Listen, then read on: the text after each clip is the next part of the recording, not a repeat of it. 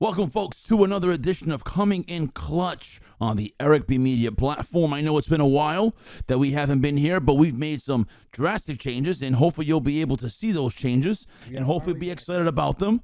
And we are doing some trial and errors, but we thank you for your patience. And Colby, we are back. Welcome, my man. What's up? Finally, right? I feel like it's been like a year, right? It really does feel that way. I know you had a busy schedule, but finally, I think It was very, very hectic. But we are back, and boy, do we have a lot to discuss. I feel, but at the same time, it's like the dog days of sports, isn't it, Cope? It is, but you know what? I gotta admit, thank God for all these NBA rumors, Right.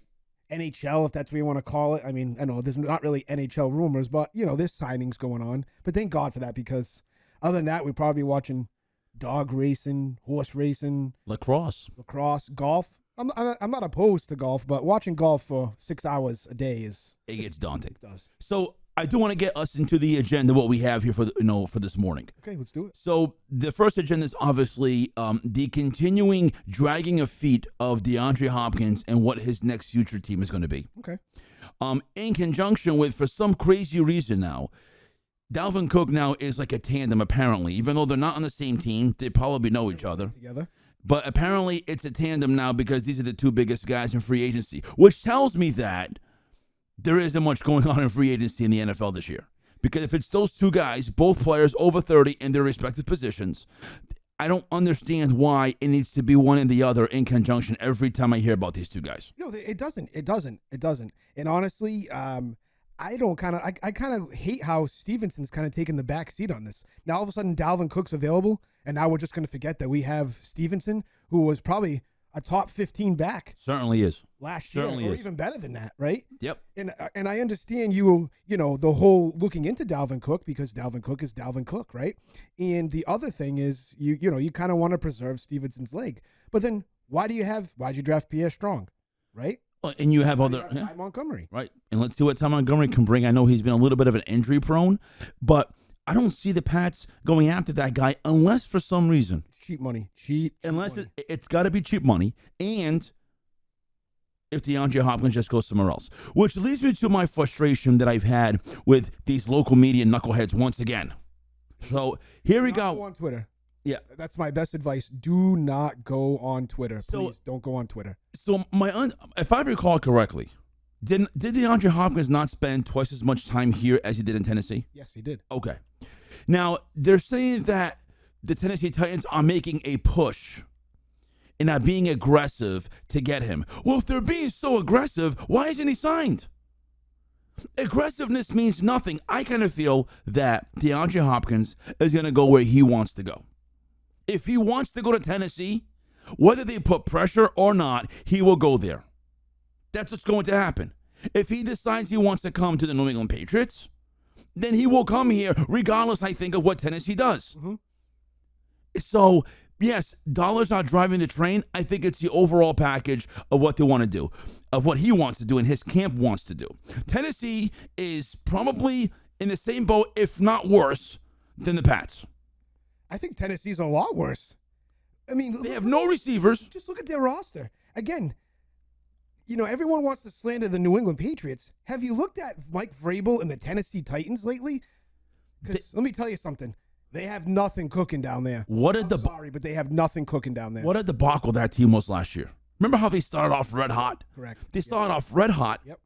And then they just wound up losing games after games after games. And they have a mega contract, what I think is a pretty sizable contract, for Ryan Tannehill, who now we know who he is. He had one good year. Wait, maybe two? Maybe. Right? One good year for sure, maybe two. We already knew who he was. We saw him for what, 3-4 years in Miami. Exactly.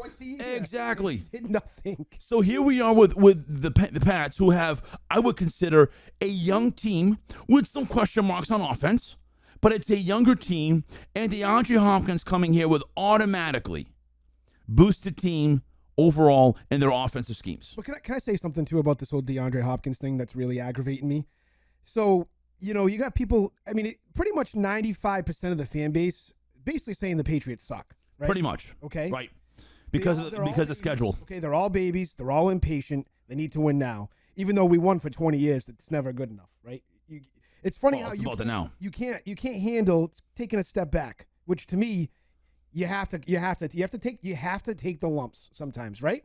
So now all of a sudden, now I love DeAndre Hopkins. Yes, I would take him on the New England Patriots.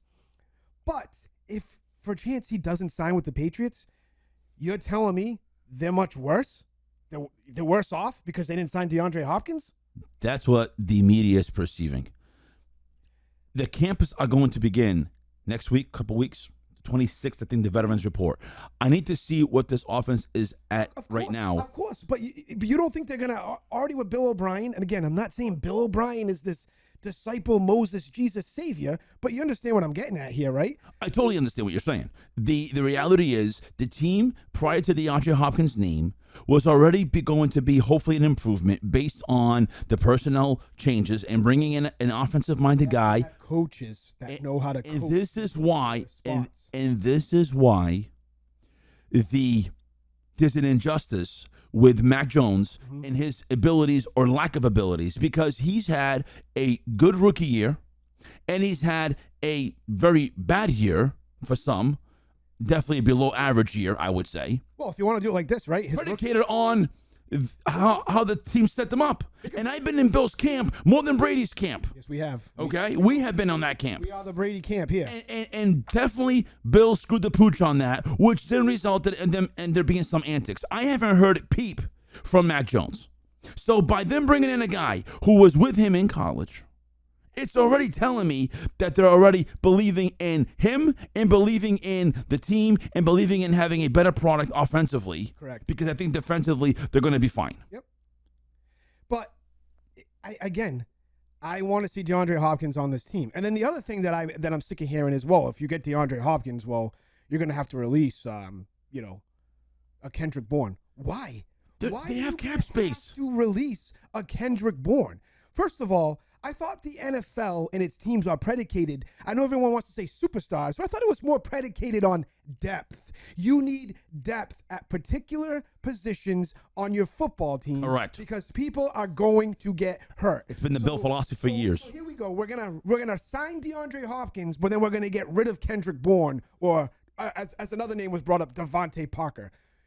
No. They're not going to do that. You need depth, especially at the wide receiver position. I will tell you that I heard a sound clip, and I was trying to get it for today, and it had Bill talking about the progress and the time it took, the timeline for the Cleveland Browns to become relevant. Don't even get me started on this one. Okay? So at the time, when Bill took over, yep. It had taken them a good 4 years for them to get into the playoffs and actually win something. That has been more or less the timeline that it's been since Brady left. As a matter of fact, you still have another year after this one to see what it takes.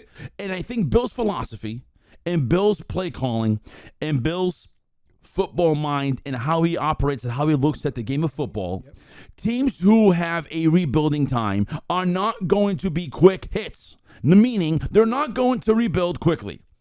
It's going to be about the 4-year window. That's what Bill has always told us, specifically when he mentioned what he did in Cleveland. And just as they was doing well, they wound up moving out to Baltimore, and that was the end of that. I'm glad you brought this up. I know we're kind of going to go all over the place here, but this is our show. We do Absolutely. Exactly. So, I know it was kind of a boring, deader week last week. So, all the top radio personalities weren't on the show, so they had to bring fill-ins. So you have Ted Johnson, who hasn't just won one Super Bowl, hasn't won two. I believe he's got 3, right? 2 or 3 rings, okay? At least 2. He's a multiple Super Bowl winning linebacker. He is. Now, he's all butthurt because in this interview that you're talking about, Bill Belichick was saying basically that the 2003 season is when they really kind of hit their stride. Okay? Right, when they kind of clicked in gear. So Ted Johnson's mad because they won in 2001 and blah, blah, blah. But when you look back at that team, Nelly, they hit lightning in a bottle. That 2001 team was a unique situation. Okay. They had a rookie quarterback. Yeah, but that team wasn't, again, and for Ted Johnson to take offense to this, it's like, Ted, you know what? Go down to one Patriot place, give Bill your rings, and call it a day, right? If you're over here and you're going to trash Bill Belichick because he didn't give the 0-1 team credit and you're going to be a baby about it, well, then you need to go look yourself in the mirror, right? I don't think anyone is going to deny that in 2001, the coaching and the schemes to put Tom Brady in positions to do well and move the ball offensively, no one's going to deny that that was the secret sauce. They bought in on do your job. They bought in on do your job. And Nick Saban has and we're going to try to pull this up. Nick Saban has a video talking about leadership and talking about doing your job and so forth. And he got that philosophy from Bill, who maybe Bill probably got it from Bill Parcells. But they did their job that year. You know why? Because the franchise had been a sieve with the overpaid Drew Bledsoe. And still, that was a lot of money back in the day too. $10 million for 10 years, $100 million. And it was at the time where Robert Kraft, who's now once again being brought into the induction of the Pro Football Hall of Fame, okay, and I think he's worth it. He should go in there, as well as Morgan Stanley. He was still a young, up-and-coming owner. And he brought in Bill, and Bill ran that team.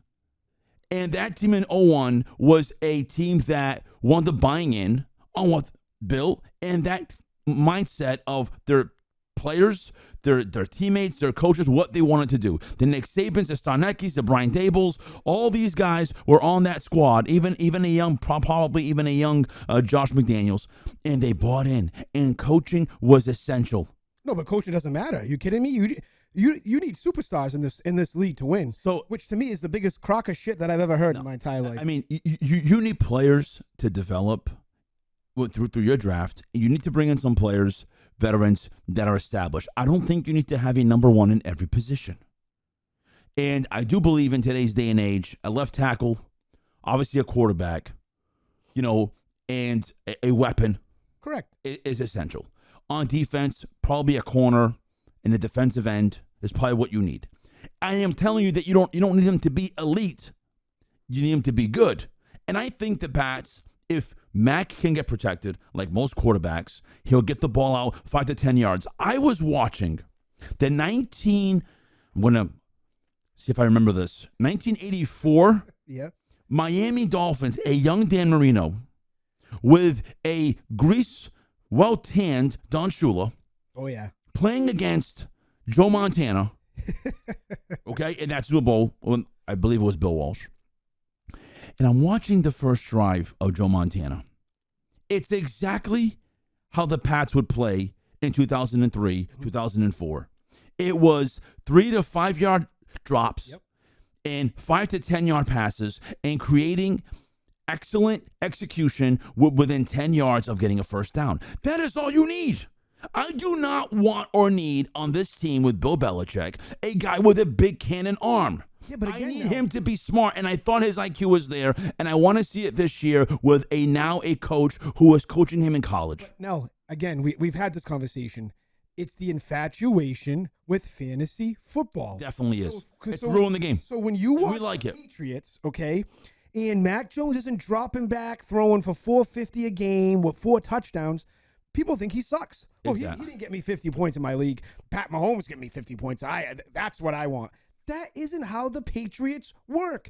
And the funny thing is, when they had Tom Brady, they didn't work that way either. No, they didn't. They just had a guy that was executing and was able to, brainstorm and break down the plays in front of him very fast, thus getting rid of the ball very fast. Right. You're right. I'm not telling you that Mac will be getting rid of it that fast. I'm just simply saying I want to see Mac with better coaching around him because this is the biggest year for him right here. It is. Year 3. Let's see what he can do with coaching. And I will tell you, I know it seems I say it is reluctantly. Because I think it's this year and next year. Because year 2 is a complete dumpster fire. Throw it down the toilet. And by the way, you ended the record the same as the mighty Dolphins, who once again are being favored to be way ahead of the Pats with, is it McDaniel? Yeah, Mike McDaniel. Mike McDaniel, okay? I think he sucks. I don't think that guy's proven anything. You got a questionable Tua Tagovailoa, who could get injury prone. One more hit, and I like Tua. I think he's a great guy, obviously, but one more hit, I'm sorry. his career's over. Okay, It's over as fast as it started. it's question marks on him. Yep, they have 2 legit explosive receivers. They brought in a couple of running backs to fill the depth. But I'm glad you brought this up, okay? Because now it's okay for Tyreek Hill. Tyreek Hill has always beat people up, right? Always in the news for he's hitting his wife or his fiance or his child. Right? He broke his child's arm. Right. So now all of a sudden he goes to Miami, right? Oh, why weren't the Pats involved? What we do? What does he do? He goes and beats somebody up again at a marina. Okay, this guy is a loser. Okay, is a loser. As a human, he is. So, certainly. Everybody, oh, I'm so obsessed with Tyreek Hill because he gets me 20 points a game in fantasy. He is a loser, and he was never coming here, and the Patriots weren't going to bring that type of guy in his personal life into this locker room. And again, if we want to go back in history a bit, if you're going to bring in someone with questionable behavior, and if you think that the Pats were not on Tom Brady's camp, did the Pats not bring in Antonio Brown because of Tom Brady? Yes, they did. They brought in that guy with that attitude and those problems. He played one game, he screwed up, and he was gone. And Tom Brady gets a complete pass for wanting to hang around with a dingbag like that. And I don't think their friendship even exists now. Remember when the Patriots released him? Everyone's like, oh, what's so stupid? Bill's so stupid. Yeah. He doesn't want to hear. No. Antonio Brown is another loser. Absolutely. Loser that everyone, like you said, forgets. Ooh, excuse me. I got a sneeze coming here. It must be the brand new studio. But he's a loser, man. And again, Brady does not take any heat for that. But Brady was the one who went to the front office and said, get me Antonio Brown now. I want Antonio Brown. And you want to know what's funny? It was in the year that he had probably already made up his mind that he was going to leave. You're right. And I think, was that the same year that? 2019. Or was it the year before that he said he wanted Mohamed Sanu? Was that the same year, 19? It might have been the year prior. I don't remember. I don't think so, because 18 they won the Super Bowl. I don't think Sanu was on the team. No, it might have been 19. Yeah, that was the year when they went to go play. They played ball. Antonio Brown. He demanded Mohamed Sanu, which the Pats gave up a second-round pick. Correct. For Mohamed Sanu because Tom effing Brady wanted it. But Belichick sucks. Belichick does nothing. It's all about Bill. Clearly it's not, and people forget that, and it drives me insane that Tom Brady got to do whatever the hell he wanted to do in New England, okay? He went outside the building to go work out with Alex Guerrero at TB12, okay?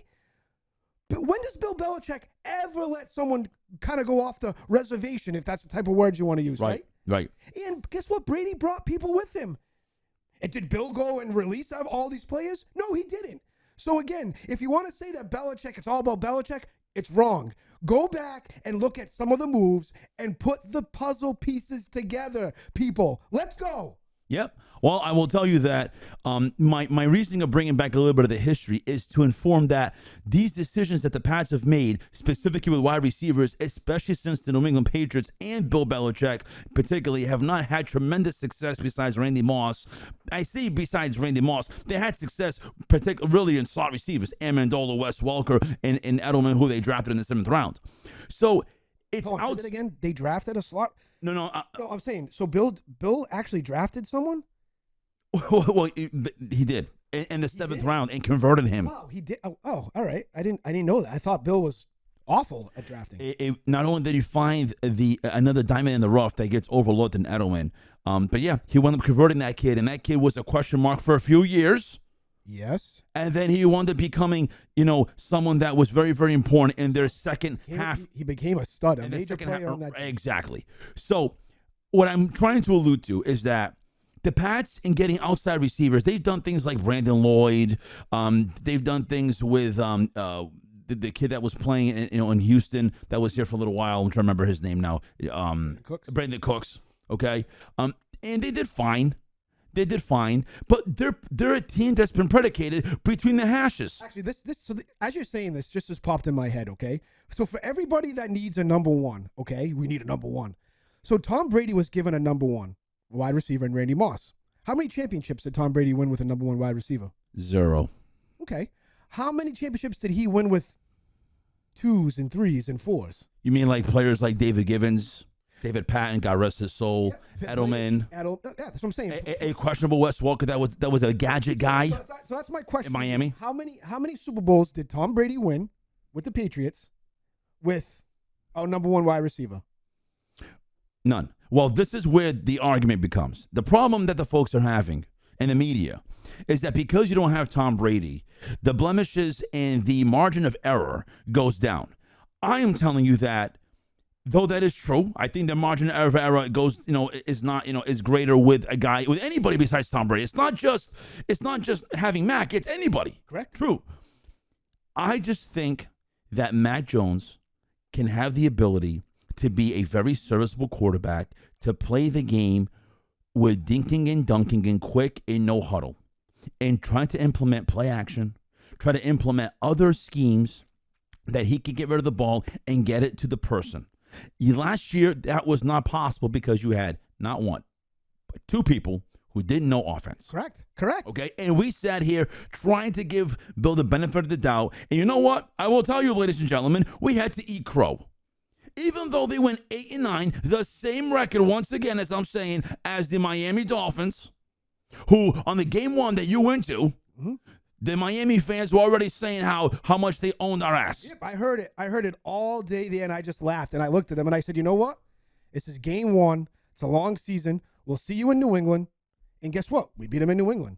Yeah. Now, if you want to say, well, Tua wasn't there, I don't give a shit, right? That's not that's not our problem. Play who was on the schedule. Yep. And I will tell you that Miami didn't make the playoffs. The Pats did not, and they gave a pretty good run for their money. With Buffalo, I think they played Buffalo the first playoff game. But essentially, the Miami Dolphins, from a record perspective, wound up being the same. So I keep hearing about the New York Jets. I'm telling you right now, the New York Jets right now are on the on Hard Knocks. Hard Knocks is like the Madden curse.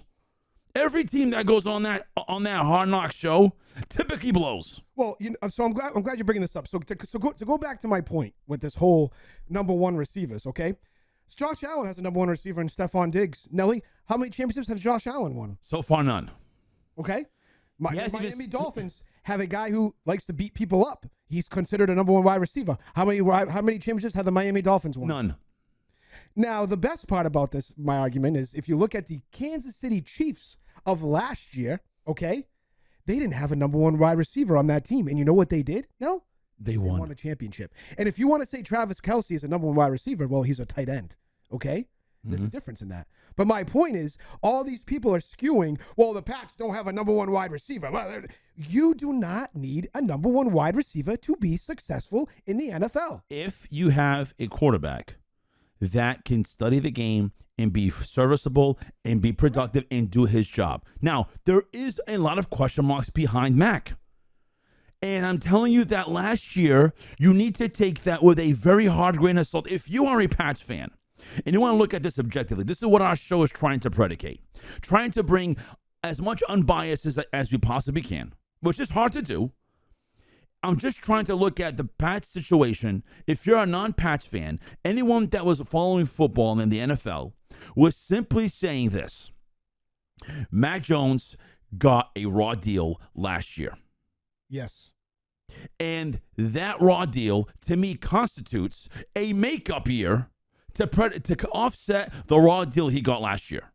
If Josh McDaniels is here and they're 8-9 and Mac has problems, I will tell you, Cope, I will tell you right now, I probably would not be on the Mac camp as much as I still am. I will be completely honest with you. Listen, and they still went 8-9 with what Bill gave that coaching staff last year. Think about that. Yep. They still went 8-9, and in the last week, we're still in the hunt to make the playoffs. And your losses of close games were not even really derived on Mac.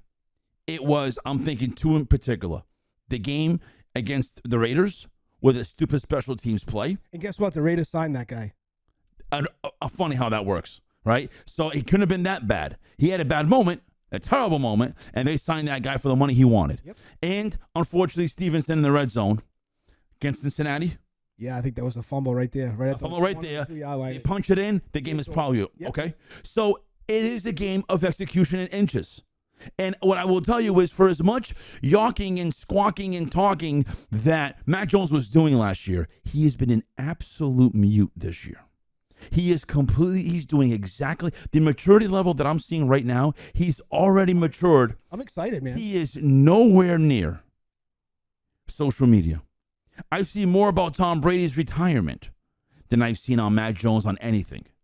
That to me is a sign of maybe he's doing the right thing. Yeah. Perhaps he's engaging in players. Maybe he's trying to build leadership. Maybe he's trying to build a locker room. Maybe he's trying to build cohesiveness. And I will tell you this. I'm also excited, I'll be honest with you, on there being competition with that position. Because I am at the point now where I want Bill to win, to stick it up Tom's keister. And now that Tom's out of the league and Bill is still in the league, it's giving Bill a window of opportunity. I don't even think, listen, I know people are saying there's going to be a competition. I don't really think there's going to be a competition. I think it'll be good for business. I mean, but I just, again. It is best jobs to lose. Happy people.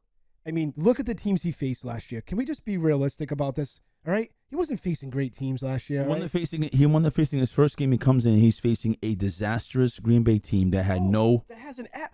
Oh, wait a minute. A disastrous team that has Aaron Rodgers on that team? Yep. The same guy that went to the New York Jets. They're going to win the Super Bowl. Been a disastrous team for about 70 years. Yep. That's the guy. See, I love how you just throw things at me and I'm able to just. Yes. Well, that's the point of the show, is we want to make sure that we implement all these things and that you feed off me and I feed off you. So I know we were talking about number ones, all right? So I just pulled up the New York Jets depth chart. Okay. So I don't need to go over who we have on our team. You pretty much know this. We know. So the New York Jets that everyone's shoving down our throats right now. You ready for this? I'm ready. Tell me what you think. I'm ready. Aaron Rodgers, Breece Hall, who's questionable, coming off the ACL. Okay. Running back, yep. Garrett Wilson had a good rookie year, but still, this is the second year. Who knows what he's going to do? Alan Lazard, okay. Washed up. Who really didn't do much with a Green Bay team that he had known. He was the number one on that team last year. People forget. Alan Lazard was the number one on that team last year, right? McCole Hardman, who, if he couldn't do it in Kansas City, what makes you think he's going to do it exactly. with the Jets? Yeah. Okay. Gadget guy. And then you got, Corey Davis, who couldn't last in Tennessee. I haven't heard anything much about Corey Davis. That was a guy that we were big on, hope for him coming here. Boy, were we wrong on that. The best part about this whole thing, you ready for this? The tight end, Tyler Conklin. Who? Tyler Conklin. That's the team. Oh, yeah. I remember the guy. So that's the team, people. Conklin. That is going to make it to the Super Bowl. It's going to come out of the East. And I'm sorry. Can we got to stop drinking the Kool-Aid? You know what I mean? I don't know. It's at the end of the day, man, it's the Jets, right? It's the freaking New York Jets. Loser franchise. I take Jay Rizzo's team, the Giants, over that team. Oh, no question. There's no question. The New York Giants, I know Jay won't be on, obviously, today, but at least the Giants, for the most part of their career, of their history, should I say. The more relevant team in that stadium. They've been a relevant team. They were so relevant that they became the team that was on your local Channel 5, Channel 6, Channel whatever, 12, 10, when the Pats were horrid, and then mid to early 90s. Yep. And the Pats were getting blacked out, and that's when you got all these Giants fans, because it was the next best thing, because people around here were fiending and chomping at the bit to have a relevant football team, and it wasn't until Robert Kraft, who bought the team from the Sullivans, that made that team relevant. And then here's another thing that's driving me nuts. What has Buffalo done this offseason to get better? Nothing.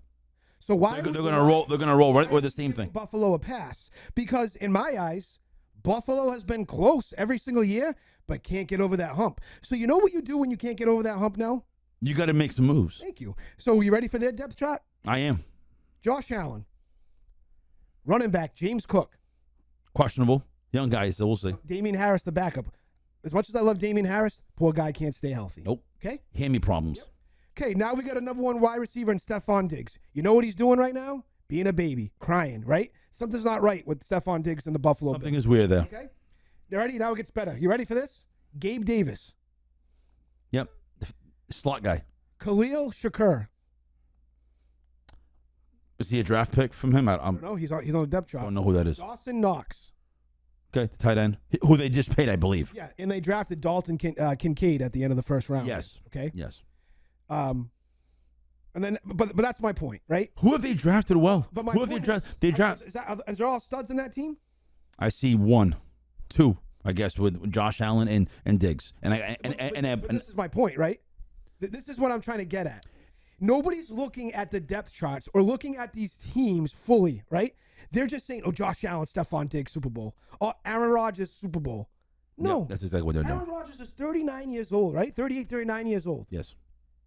Going to a New York Jets franchise. That's been historically terrible. Okay? And talk about a guy that doesn't like pressure, who couldn't handle the Green Bay media. Let me tell you something, pal. All the weight is on you right now to fix this New York Jets team. And if you do not do that, watch out. And the media was very patient with Green Bay. It was just the last couple of years, even last year. But that's my point. But it's a the small Green Bay market. media compared to the New York media. Right. And a New York team that's been a sieve.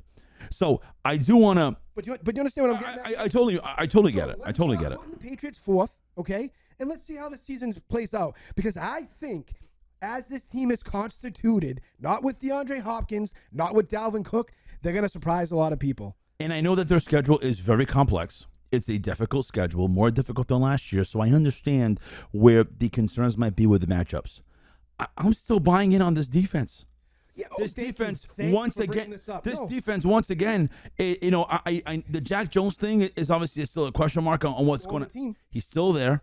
And I want to see this defense, and I want to see what it can become, because last year it was an issue for a lot of teams to try to play against this defense. Now, I'm not telling you that they're the 85 Bears. I'm not telling you that they're the 2000 Baltimore. I'm not even telling you that they're the 2003 New England Patriots. I'm just simply telling you that it's a defense that is a very good defense. But see, now, so here's the other thing that you've been, I listen to the radio, or I try to go on Twitter. I try to do my due diligence, right? So now you got people calling up still saying, did you see that defense last year? They sucked. Hey, they got eaten up against every single good quarterback they played, which is false, okay? That's not true. Because the offense was so inept that you thought the defense sucked, when in all reality, it was the offensive scheme and the offensive suckerness. I don't even know if that's a word, but you understand what I'm getting at. It is here. The offense sucked so much that all eyes were on the defense at all. You know what I mean? And it was up to the defense to save this team. The defense can't save this team in 18 games, whatever it is. But you know what I'm talking? 17 games. So my point is, the defense doesn't suck. Let's see what they can do now. Complement to a good offense who is coached by a good offensive coordinator who actually has an offensive line coach. So there's cohesiveness in the whole team. The defense doesn't suck. Are we serious right now? The defense sucks? No. The defense sucked years ago in 2011. Sean's overrated? Uche's overrated? Yeah. It's asinine to think those things when those players, were very productive last year. And the reality is, when your offense is as anemic, as inept as you say it is, which I believe they had many, many moments of being inept, when you go 3 and out constantly, or drives stall out midfield, you're putting your defense right back out there. That is not a good recipe. No. The recipe is to at least get down to a red zone situation, to at least give at least your special teams a chance to get 3 points. But when you're having terrible play calls and questionable, throws, and yep, listen, Mac Jones in college was not a turnover machine. Well, look at the team he had. Again, he had a really good team. You know what's funny? He had multiple number ones, right? Yeah. So, as much as we talk about you don't need number ones, in college, I hate to say it, Mac Jones had multiple number ones. And I think in college at that level where it's so volatile, you need it. Alabama's just a wagon. It is. It doesn't matter what. My point is, he wasn't a turnover machine in college, and I don't think it's in his nature to be a turnover machine like Drew Bledsoe was. Yeah. Okay. So I'm in the camp of, a lot of those turnovers look really horrible because of a scheme. And again, it ultimately is back on Bill Belichick's shoulders on that. I'm telling you, I'm giving the guy, an F. I'm giving Bill, not an F, I should say a D. Minus. A D minus, right? Because of the record showing better than what it was. Let me ask you this, because another stuff I've been seeing is how Bill hasn't apologized for what he's done last year and all this stuff. So let me ask you something. What are we, in kindergarten? Let me ask you this, okay? I want to ask you this. Because it's kind of funny. What coach has apologized? Well, other coaches will go up to the podium and they apologize for this. Well, I'm going to tell you this right here. So yes, he didn't go out and apologize publicly, okay? But you know what he did to apologize for what he did last year? Now, what did he do? What did he do this offseason?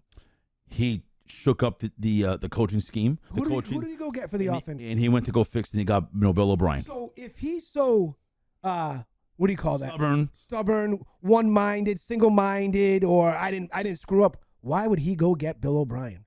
And stop, for the love of God, stop trying to tell me it was the owner. It wasn't the owner, okay? It wasn't the freaking owner that said we need Bill O'Brien.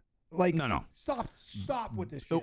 We were actually in the camp of wanting Robert to be more involved when the team was questionable and not playing well. And he still didn't get involved with Bill. People, right? We just said this. Cohesiveness between everybody in the organization from the top down, right? Yep. And I want to flip gears a little bit because this other talk that's been lingering for a while is this record about Bill getting to the most wins. Well, that's all he cares about. Okay. I believe, if my memory serves correctly, in going back and reading and studying the great coaches in their tail end of their careers, Tom Landry was sticking around and getting very subpar records with a bad team in his age.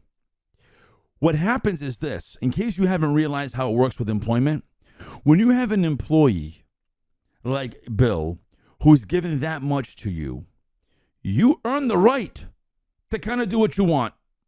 And you may not agree with it. You may not like it. I'm not telling you to agree. Mm-hmm. I'm not telling you to like it. Yep. I'm just telling you how business typically works. Correct. If Bill hadn't won one Super Bowl and he had been competitive, I think he would have been gone this year. But because Bill has brought so much in, and Bill, and Bill and the team have brought so much into Robert Kraft, have made Robert Kraft one of the best owners on the planet. Thus why he's now once again being nominated for getting into the Pro Football Hall of Fame. Okay? It is how things work. Don Shula, and I watched the 1984 Marino in his prime, they got manhandled. And Don Shula stuck around with Miami way past the prime that he should have been. But Miami had held an allegiance to that guy, and they never won. Yep. They never won. Got 0 rings. All right, and a guy of that stature, with his ability to throw that ball wherever he wants, and he never was able to get one. Yeah, you're right. So if you think 100%. for a minute that Bill's going to go anywhere else, Bill's going to go if he chooses to go. You're right. And I'm sorry, he's going to stay here until he breaks the record or he chooses to break the record. And that's just how it's going to be. That's what happens when you're successful. Success brings time. It brings time. Yep. It also brings flexibility, and it brings, I hate to say it, power and control. It does. And that's what has been predicated behind Bill's teams. He's deserved it. Again, as much as people want to say it was all Brady, again, Brady played quarterback. That's all he did, right? He didn't set up the formations. He didn't play defense. He didn't punt the ball. He didn't play special teams. They didn't do field goals. So let's stop, man. Stop with this crap. He was the best at his position and what he did. Michael Jordan. So it was all Michael Jordan, right? No, definitely not. He was a big part of it, but I think without Phil, So here's my point. Yeah. So again, if you're gonna talk crap about Bill Belichick and say it wasn't him, then you got to say it was Michael Jordan, not Phil Jackson. Just like it was Kobe Bryant and not Phil Jackson, right? Because I find that funny if you want to compare it to other sports that all those years, especially once Shaq left in L.A., Kobe didn't win anything until Phil came around, right? Yep. Well, it's a good point because when I hear things about the Bills in Miami, I'm not hearing anything about how great their coaches are. I keep hearing about how great their players are. Yeah. So, Sean McDermott, you put Bill on the Bills, you put Bill in Miami, forget about it. It's over. So that coach just happens to be the name on the T-shirt that says that guy's the coach. Yep. So if you think that coaching is that important in the NFL, Sean McDermott has done nothing to prove to me. If anything, he's had a regression since Brian Daboll's left. And Mike McDaniel is so young and a big question mark that who knows, he might wind up being like McVay. Yeah. McVay was the hottest name in the NFL. And now he has a terrible year because this player goes down to Cooper Kupp and Matt Stafford. And Aaron Donald has a massive regression. Yeah, but again, another dumb team who went all in on Matt Stafford, right? And now they don't have any. And now they don't have any These are pieces. the same people around here who was pissed off that the Patriots didn't go after Matt Stafford. Right. Right? And the guy who's been notoriously known to having some injuries. Right. Big arm, but has some injuries. Yep.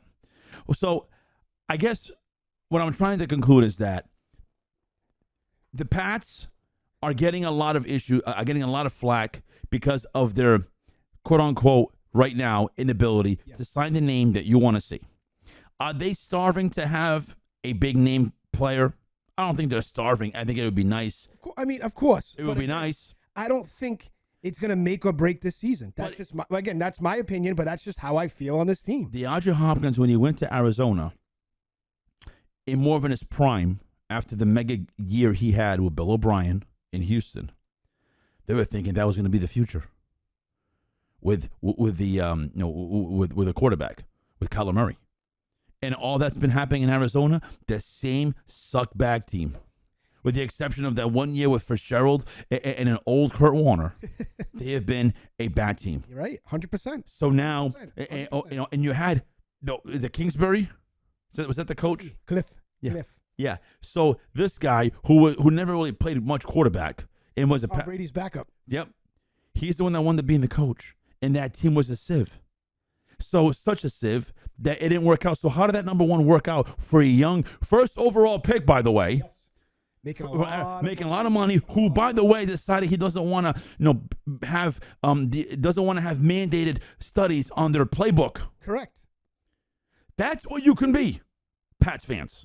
You can have a guy like that, and I can only imagine how this team would have been criticized if it went that route. I can only imagine if it ran the route like Denver did, paying big bucks for Russell Wilson and having some young talent and being a complete dumpster fire. Yeah. You can be a lot worse. You have right now built this team pretty much through the draft. And again, we suck at the draft. We don't draft well. Well, guess what?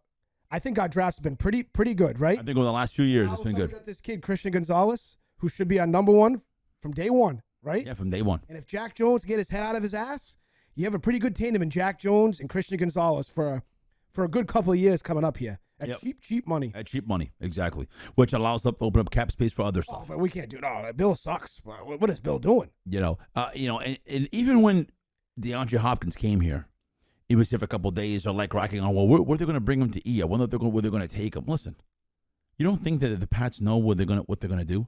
Robert Kraft has his own plane. Robert Kraft has his own jet or whatever. He has his own helicopter. He's got his own helicopter. He's got 2 planes and a helicopter. Like, can we relax? The guy knows what he's doing. All right? DeAndre Hopkins got taken care of in more ways than one when he was here. The question becomes is, what does DeAndre Hopkins want? Well, I think he wants money. Well, did you? Well, I was going to say, if he wants money, a report that came out that Buffalo is interested in him if he wants to ring chase. Now, I find this funny again. So there's 2 things that piss me off about this thing. Buffalo, the 2 words, Buffalo and ring chasing. What has Buffalo won, people?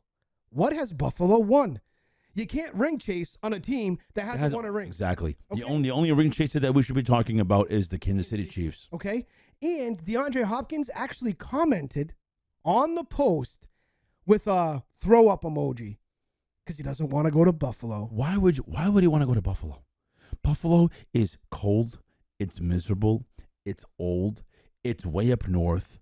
And he has no desire to go there. But this is my point. But again, stop putting these headlines out about ring chasing if the team hasn't even won a ring yet. Exactly. There's only one team that you can say that with about right now, and that's the Kansas City Chiefs. Correct.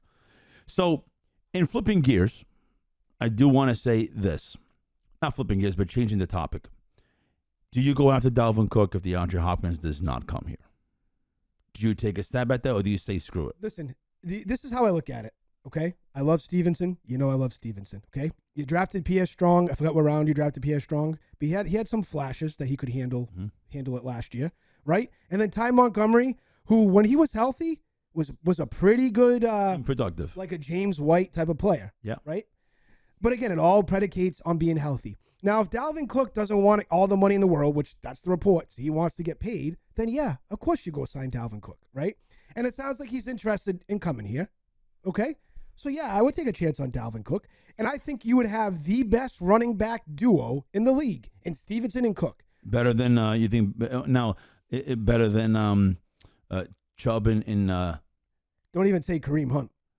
Is he gone? No, I'm just saying, because Kareem Hunt to me is a guy that, to me, if you follow everything, he should not be in the league because Ray Rice did the same thing, and Ray Rice was never seen again. That's true. Right? Yep. And you know I love me Chubby. I love me some Chubb. I know.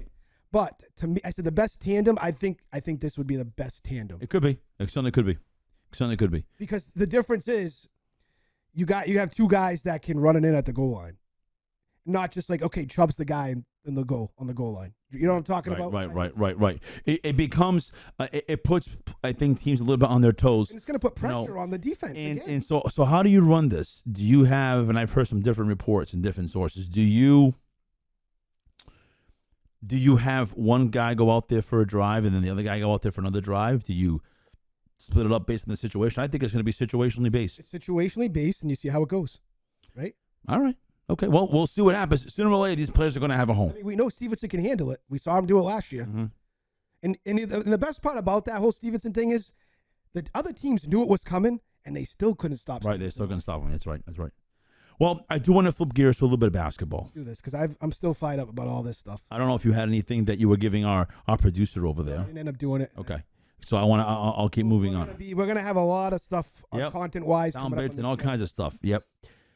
So the basketball world has been quite interesting, and now it's getting quite nauseating. The interesting part was that, the Celtics made some moves on players that all of you Celtics heads were not crazy about, and Marcus and Grant Williams. So they go and move on from those players, and they go chase Porzingis. Now, Porzingis is not a player that I absolutely love, but I like the fact that he's coming off a very good year because he's always been injury prone. Can I say this? So again, Porzingis, we all know how Porzingis is, okay?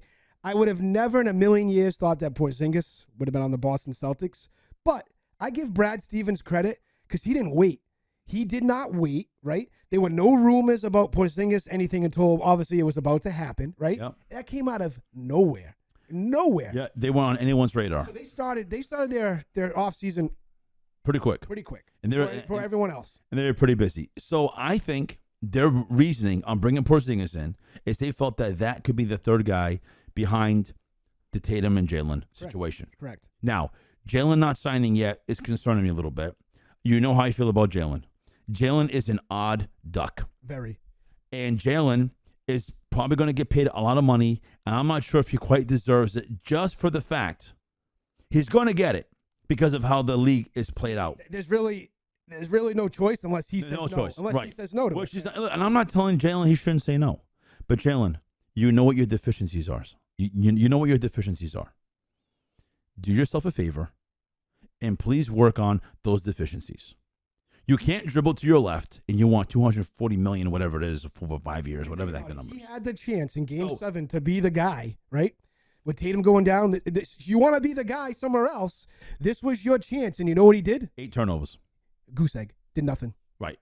So is that the guy? So this is why the concern is relying on. I mean, I think they're close. It could just be a matter of he's going overseas for some NBA Players Association type event, so he's going to be overseas for a week. So supposedly the talks have been great. There's going to be now a week break because he's overseas doing whatever he's doing. You know what I mean? But I don't know, man. I don't know. This should have been done by now. And I feel like something's going. Let me ask you this, because this is a hot topic. I know we're going to talk about this. Would you trade Jaylen Brown for Damian Lillard? Knowing you already have Tatum and Porzingis, knowing the type of money that's about to come to Jaylen Brown, knowing his deficiencies, right? Because if you think about it, you're going to get Lillard for 4 years at what, $200 million? Or you're going to get Jaylen at 5 years at $300 million. So you're saving $100 million.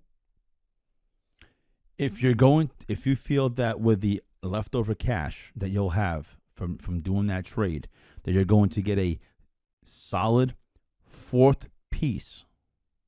I'm talking about a solid a solid player To add to the Tatum, add to Brown, that, Porzingis. No. I'm saying to add to the Lillard, what will be the Lillard, Tatum, Porzingis trio. Yep. I think I would do it. And I am not high on Lillard. I think over the course of the last few weeks, I think he's shown some true colors. I don't know if he has a winning attitude. I don't know if he has a winning makeup. He's a phenomenal player. He puts up 27, 28 points a game on average. Well, he's also the only guy in Portland. But he's the only show in town in Portland. So here's my thing on Damian Lillard, okay? And I know we've talked about this. So here's my thing on Damian Lillard. I've always loved Dame Dollar. Always loved Dame Dollar. Always thought he was a good guy. One of the great, good superstars left in the NBA. Not a diva. Mm-hmm. Now, all of a sudden, let's go back 3 weeks ago, okay? It's been a while since we've been here. 3 weeks ago, he says he's committed to Portland. He wants to see what they do in the offseason. Right. Wants to see who they draft. He does. Okay? Yep. Okay, so they go through the draft. All of a sudden, a couple of days later, he requests a trade. But I only want to go to the Miami Heat. Why do you want to go to the Miami Heat? To live in Miami? To go to play in the Heat culture? What is it? I want to know what is so good about Miami besides the weather, okay, that you are dead stuck going to Miami. Do you think it's having, is it Spoelstra and, and that whole is it the coaching? I don't know. So here's my thing, okay?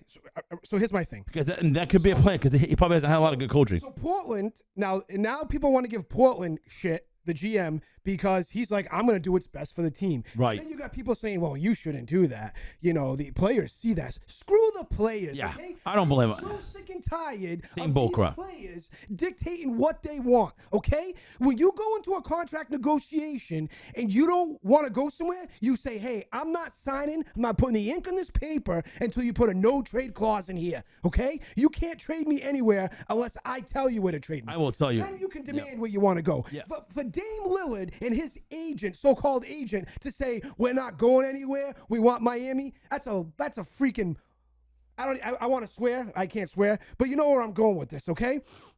That's bullshit, okay? And Miami has nobody.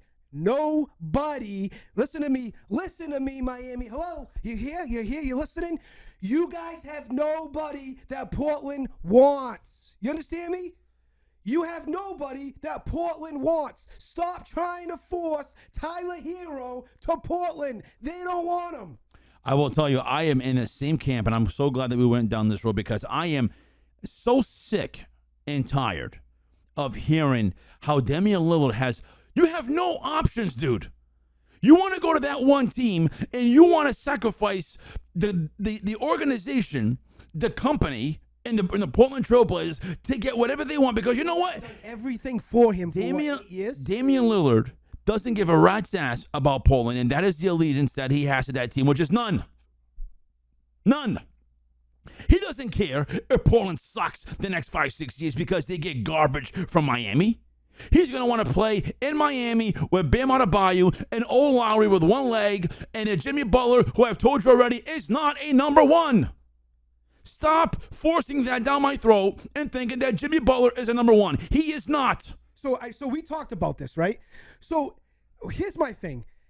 Miami doesn't have any assets right now, okay? I have none. So if they were smart and they knew that Lillard was trying to aim himself to Miami, why didn't you keep Strus? Now, I'm not saying Strus is a big-time player, but we all know what Strus did to us in the playoffs, right? Gabe Vincent. And Gabe Vincent. Who's the other guy there? Caleb Martin. But Caleb Caleb Martin's still there. But my point is you let Gabe Vincent and Max Strus leave, who, again, throw down my throat for the whole playoffs. Wow, Heat culture. They took these two undrafted guys. Look what they turned him into. Yeah. You know what they turned him into? Nothing. They walked. Yep. They walked away. And the only reason why I'm sorry, that team got worse. Okay, you can tell me, you can say whatever the hell you want. That team got worse. Let me tell you this. I had fans and friends tell me how wonderful Caleb Martin was. Okay? This is a guy that was averaging 9 points a game, but he did very well in the playoffs. Yep. Why would Portland not go get Caleb Martin versus Tyler Hero? Why would they not get both? Because Miami doesn't want to give up Caleb. Oh, because Caleb had a good season in the postseason. Miami doesn't want to give up anything, but Tyler Hero is injury prone. But they want to get your best player. Right. So if I'm Portland, I'm saying sorry. That's not how it's going to work. Now they're trying to negotiate with him because I believe that Philadelphia and Brooklyn and Boston have better options, have better packages. You're a company. You are not going to get rid of an asset to go to a competing company and get back ponies. You must lose your mind. The NBA is so indulged in letting the players run the show that the minute that a player they feel is not being taken care of, here comes everybody else blaming on the team. And can I say this? Blaming it on the white guy who owns the team. Because that's what I'm hearing.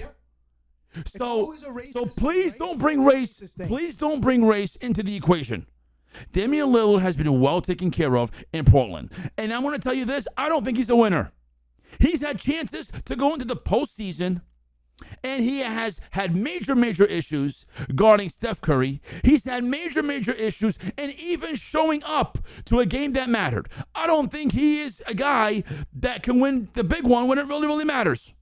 Now, he has great numbers. He has great stats, has a great handle. What I give up, Jalen, for him, it's a tough call for me. I am not as high on Damian Lillard just based on his attitude. And I want to tell you this. If I'm the Boston Celtics and I'm dabbling and he's showing no interest, I'm not going to do it. It's the same reason why Robert Kraft did not give the contract on the 11th hour of the 11th day of the 11th month to Tom Brady when Tom Brady went to go see Robert Kraft at his home. Tom Brady had made his decision, and when you make a decision as an employee, the employer is not going to pay you. You're going to walk. There's nothing to discuss. So if Damian Lillard has 1%, 2%, 5%, 6%, a very low percentage of wanting to come to Boston, I am not going to give up Jaylen Brown to go get you so you could be a problem here. So can I say this? He will be a cancer if he comes here, unless he really wants to come here. Here's my thing on this, right? If you're Damian Lillard and you're looking at the landscape of the NBA, how are you not choosing Boston as your number one destination? Because championships don't matter to him. That's what he said in a podcast a few years ago. Championships don't matter to him. So going to Miami? It's about, it's got to be the culture, the environment. Stop telling me the Heat culture shit, man. Yeah. At the end of the day, they haven't won a championship since LeBron James. Yeah. So what type of culture is that? Yeah. The greatest player probably in the last 20 years. And now probably the top 3, 4, 5 in the world. Talks about that. All they want to say is, Heat culture, Pat Riley, Eric Spoelstra. They have not won a freaking championship since LeBron, D. Wade, and Chris Bosh. Let that sink in. Right. I don't care if you made it to a finals. Did you win it? No. They got wiped. They got the floor wiped in the playoffs. It wasn't a sweep just because it wasn't a sweep. It might as well have been a sweep. It's pretty much close enough, right? It's pretty much close enough.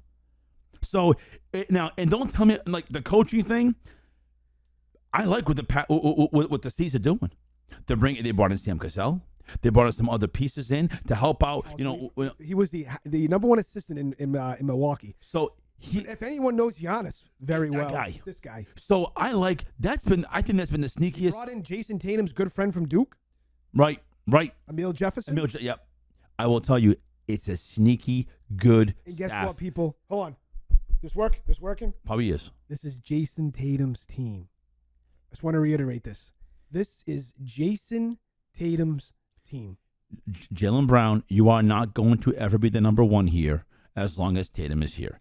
End of story. And if you want, you have a choice, Jaylen. Do you want to be part of the trio? Do you want to be part of the big three or whatever we have? Or do you want to be the number one in a team like Portland? And a team like Houston, and a team like Washington. Like freaking Atlanta, where he's from, right? Go ahead, go to Atlanta, be the guy, but guess what? Atlanta is never going to do anything. No. They're never going to do anything. And I want to tell you, the more time goes on with Jaylen Brown and him not signing here and him doing different things, the more concerned I get and the less motivated I am to see him in a green suit next year. I really feel that way because here's the guy that the Celtics took Jaylen Brown, tight end for the Pats. Yeah, Baby. that'd be great, huh? The Celtics took him. I remember the draft. People were booing him. They wanted Chris Dunn, Providence's own Chris Dunn. And listen, you know me. I'm a big PC guy. Season ticket holder for 12 years now, okay?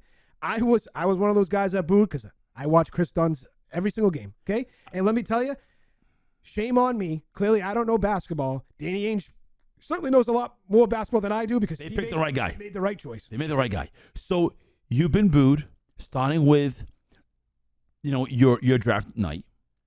You have complained and griped, and maybe you have some reason, you probably do, that in the beginning, you were having a difficult time being an entrepreneur in Boston. Does he have those problems now?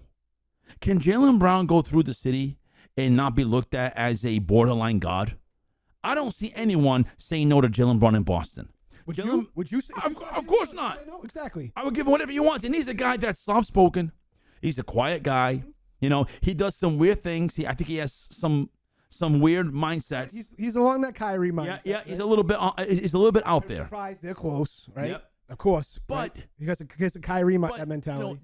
If the Celtics want to pay him, they're going to pay him if they really want him, and they're figuring out the details. And I think that Brad Stevens wants him, but it's a very fine line of wanting to be here and having to be here. But no, to me, it's a simple thing, right? If I'm Jaylen Brown, okay, well, this is a conversation. If I'm Brad Stevens, first of all, okay, listen, Jaylen, you're gonna get $300 million. Yep. Sign this. Unfortunately, you're probably not gonna last the full 5 years in Boston, okay? But your contract is signed, so wherever you go, you're gonna get your 60, 65, 70 million a year. Let's make a run at this thing. Okay, but this is how I go into it, right? Because you can't keep Tatum and Brown both for 5 years. You got to pick one, and clearly we all know whose side they're choosing. Yep. And I believe they're picking the right side. I do. I believe that too. So to me, it's kind of just sign the damn thing, Jaylen, because even if you get traded, you're getting all your money, man. You're getting it all. Here's my thing: who's calling Boston to want to trade for Jaylen? Who knows? I don't think anybody is. I don't think anybody is looking to call Boston and give them a true trade to say, you know what, we'll take Jaylen and we'll give him that money. Yeah. So why is that? Why is that? Because he's not worth the $300 million, but you have to pay him based on the laws and the rules, and that's fine.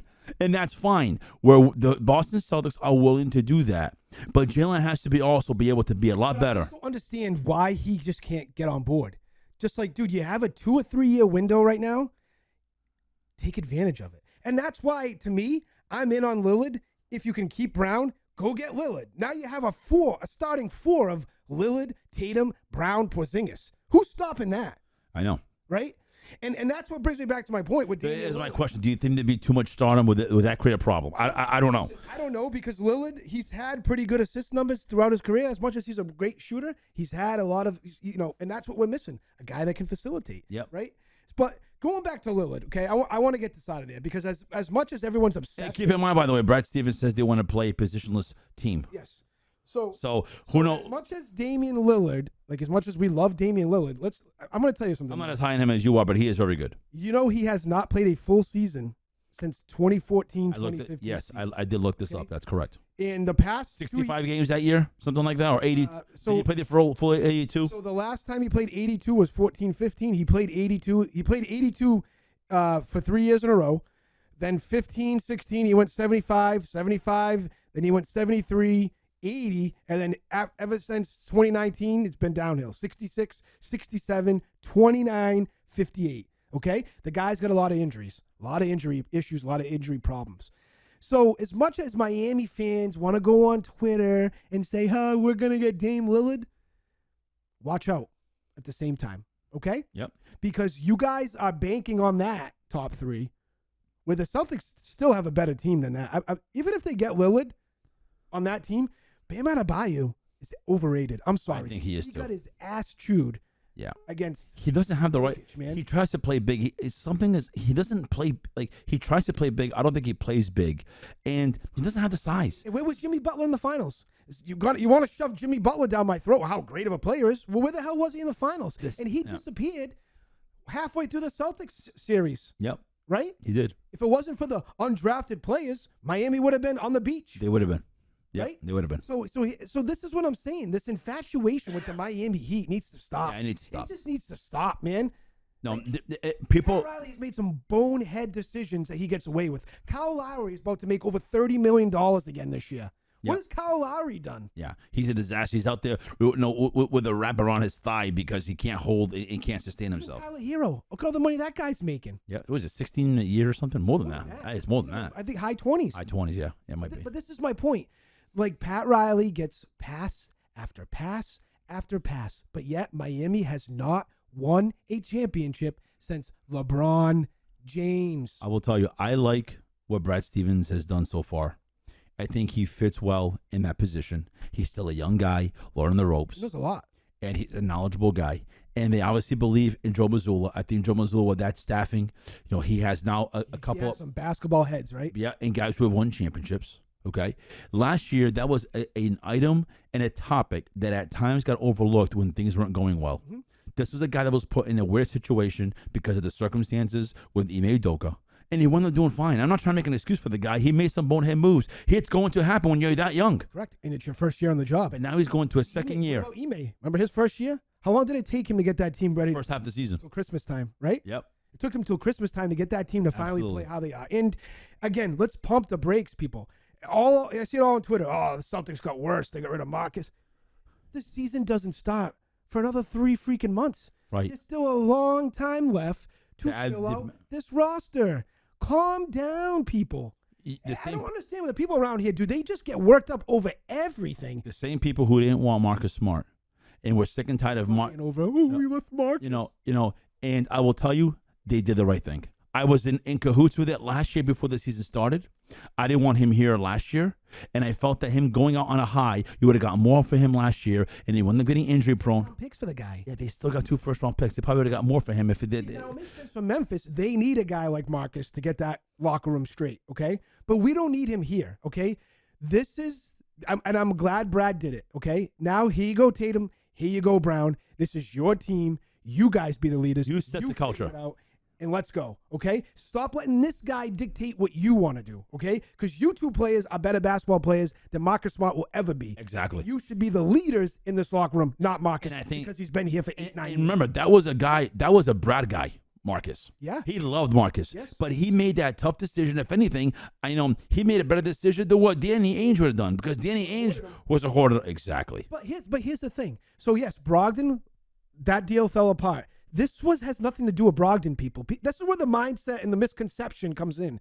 Marcus Smart was getting dealt no matter what. He was. Even if Brogdon got dealt, I hate to tell you, people, Marcus was going. Because Marcus was going to go to Memphis no matter what. They were going to get those 2 first-round picks from Memphis, and they were going to get what they're going to get from L.A. Now, let me tell you something. If Brogdon stays here, I'd rather see Brogdon White running the point than Marcus Brogdon White. You get what I'm saying? Yeah. I'd rather see those 2 guys because I think those guys are true point guards and can facilitate better than Marcus can. Yeah, I agree with that. Totally agree with that. I can't fathom seeing Marcus bring the ball up and trying to walk the dog with it and picking it up and all that nonsense and him flopping all over the place. All those shenanigans that he would bring. Yeah, shenanigans. It's over now. And the Grant Williams with Batman and Superman and Spider-Man or whatever the hell he was doing, that was getting old. And last year he was terrible. And they did the right move by not giving that guy $16 million. You know what I always remember Grant Williams for? Is the series against Milwaukee. Yep. 27 points, I believe he got that game. He had a hell of a series, hell of a playoffs, but that was it, man. And I liked Grant Williams, but unfortunately that was it. And I don't know if it went to his head this year. He thought he was some type of Batman and Robin, whatever you want to say. Yep, exactly. He was awful this year. He was awful. Besides, 1 or 2 games in the playoffs. You know, I am all set with getting rid of that guy. And again, I love how these Celtics fans are now crying and weeping over these players leaving. Stop it. These are players that I did not want to see on the team anymore. I did not want to see them on the team. I wanted them to run away, go away, get pieces, build off those pieces, and give the keys, as you said, to the new staff, to the new regime, to the new generation. Yes. And that is the Tatum Brown generation, if Brown decides to stay. But exactly. But at the end of the day, okay, if Brown doesn't, it's Tatum's team. It's Tatum's team. So be the leader. And we know Tatum isn't like a vocal guy. Nope. Maybe publicly. We don't know what happens, in the locker room. But I'm sure Tatum has some type of voice, and Marcus probably overshadowed it because it's Marcus, and Marcus thinks he was the guy because, well, I've been here for 8-9 years. Right. You listen to me. By default, he wanted because of the tenure that he had. And I think that was the best thing that Celtics did. Brad cut the cord, and it may have been a year too late. But he did. But you know what? I can also see what he's thinking. How do you want me to get rid of a player who just came off winning Defensive Player of the Year? Let's run this back and let's see if he can have that mindset. And guess what? And the minute he didn't have that level of defensive, see ya. Let me tell you, he was awful this year. He regressed. Big time. His offense got a little better, yes, but he's known for his defense, and he sucked this year. He did. Sucked this year. He did. Every time you go throw up a 3 and chuck up a 3, I'm like, no, Marcus, no. Well, that's the thing. Everybody did that, and then as soon as he leaves, you go on Twitter, everyone's like, I can't believe they traded him. Yeah. Oh, my God, what is wrong with Brad? Nothing's wrong. You were the same idiots that would scream at your TV, no, don't shoot it, no. Exactly. You know, it's just funny how things change around here, man. Well, folks, that is pretty much the conclusion, I think, of our show today. It's been a good vibe in here. Yeah. I like the black and white. It's nice in here. I think colors are nice. As we go forward, we're gonna incorporate some videos, some pictures, maybe. So it's a little bit of trial and error that we're trying to do. So I want to thank our producer. We might even add some different segments that aren't even sports related. You know what I mean? So we might do that too. So I want to thank our producer Eric for coming out and making it all happen and fit together. It will go out there publicly on our page. We have the Coming in Clutch Sports page. Make sure you like that. I've been seeing people liking it, so we're getting some likes on that. It's been a little quiet, but don't worry, I'm back. And when I start going, my thumbs stop moving, things start happening. Watch out for Nelly. He is back. I am back. He is back. It was a quiet 3 weeks, I must say, on my phone. Yeah. And now it doesn't stop ringing, and when I look at the phone, it says enjoy not hearing this fabulous voice because I'm back. And if you don't like it, tough nuggets for you. And if you do, I love you too. So with that being said, anything else, Kobe, you want to put in last minute thoughts on here before we wrap up the show? Real quick, I do want to give Alex Cora and the Red Sox some type of credit here. They're playing unbelievable baseball right now. I didn't think I would say this at all this year. I believe they're on a 6-game winning streak. They won again last night. They had 6 home runs last night. 6 dingers. 6 home runs last night, okay? And one thing I want to get out there for the people who are hating on the Justin Turner haters, what a season that guy's putting out right now. He's batting .290 with 14 home runs and 55 RBIs. Sneakily a good pickup. Very. Okay? And Devers finally got his head out of his ass last night. 2 home runs, man. Yep. So let's see what happens. Durant is probably the most exciting player. You know what I mean? But again, what a 180 that guy did. And Alex Cora's doing the right thing. As much as he likes Kike and he wants Kike out there, he's not playing Kike and he's playing Jaren Duran. Okay? Yep. And the trade deadline's coming up soon. I'm very curious to know if Haim's going to be buyers a buyer or a seller. And right now, buy. Okay? And I think the reason of them buying at this junction is because, and again, it's been a soft schedule. We have been talking about it off the air, that this part of the schedule before the All-Star break was going to be a little soft, and they needed to show that they were going to be dominant, and they have. Yes. So I think because they're in contention, because of those playoff spots, I think you got to be more of a buyer and try to go for it. I think it would show face to the franchise. It would show face to the fans. I mean, the fans need something. Let me tell you. You want to charge all that money to go to Fenway, you got to do something. Because Fenway has not had good ratings. The TV ratings have been a sieve. Way down. Way down. So if you're a buyer and you're going to pump some spark in here going into the second half of the season, it could mean if they make the playoffs with this team and how they started, it would be a miracle. I still don't like the philosophy. I still don't like the mindset of us trying to build it up like Tampa, but it's a little bit like the Bill Belichick thing. If you're going to do it, then it's going to be some growing pains. So here's my thing. I need to know their identity. The next 2 weeks, the most important 2 weeks of the season. Yep. We'll see we'll see what they're at after 2 weeks from now. But this is the telling 2 weeks of the season right here. It is, folks. That's all we have time for this show. Check us out again. We'll be having this show up here in the next several days. But for now, that's all we got for it. You've been watching Comin in Clutch on the Eric B Media platform. I'm Nelly. I'm Colby. And we're out.